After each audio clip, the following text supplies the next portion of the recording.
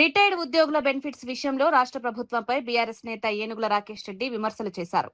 ఒక retired high court judge కూడా తన బెనిఫిట్స్ కోసం కోర్టు మెట్లెక్కాల్సిన పరిస్థితి వచ్చిందన్నారు. ఇది ప్రభుత్వ పాలన ఎంత దారుణంగా ఉందో చెప్పడానికి సరిపోతుందని వ్యాఖ్యానించారు. రిటైర్డ్ ఉద్యోగులు తమకు రావాల్సిన బెనిఫిట్స్ కోసం కోర్టుల చుట్టూ తిరుగుతున్నారని పేర్కొన్నారు. ఉద్యోగులకు రావాల్సిన హక్కులను ప్రభుత్వం వెంటనే ఇవ్వాలని డిమాండ్ చేశారు.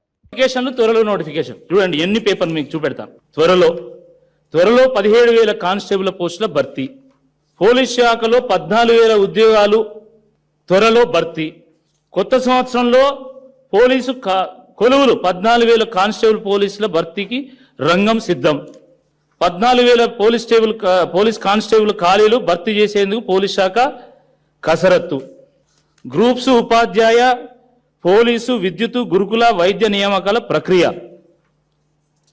మొదలు కానున్న కొలువుల జాతర, వచ్చే నెల 40,000 ఉద్యోగాలకు నోటిఫికేషన్, తెలంగాణ యువతకు 12,000 కొత్త ఉద్యోగాలు, టీజీపీఎస్సీ పోలీస్ శాఖ కాంగ్రెస్ పార్టీ అభ్యర్థం ముద్ర ఉన్నటువంటి పోస్టర్, 12,452 పోలీసు ఉద్యోగాల భర్తీకి కసరత్తు, ఇక ఉద్యోగ ప్రకటనలకు కసరత్తు, పోలీస్ శాఖలో 12,000 ఉద్యోగ పోస్టులు ఖాళీలు భర్తీ. ఇట్లా ఇది చెప్పుకుంటా పోతే ఈ ప్రెస్ మీట్ మొత్తం ఇవే చూపించాల్సి వస్తుంది, అన్ని ఉన్నాయి. అంతెందుకు, ఇప్పుడు జస్ట్ నేను ఈ ప్రెస్ మీట్కు వచ్చే ముందు వేటు న్యూస్లో నోటిఫికేషన్ వచ్చింది. ఏమని? 17,992 పోస్టుల పోలీసు ఉద్యోగాలకు త్వరలో నోటిఫికేషన్. జస్ట్ ఇప్పుడు ఒక హాఫ్ అన్ అవర్ కూడా కాలే. అసలు ఇన్ని నాటకాలు ఎందుకు?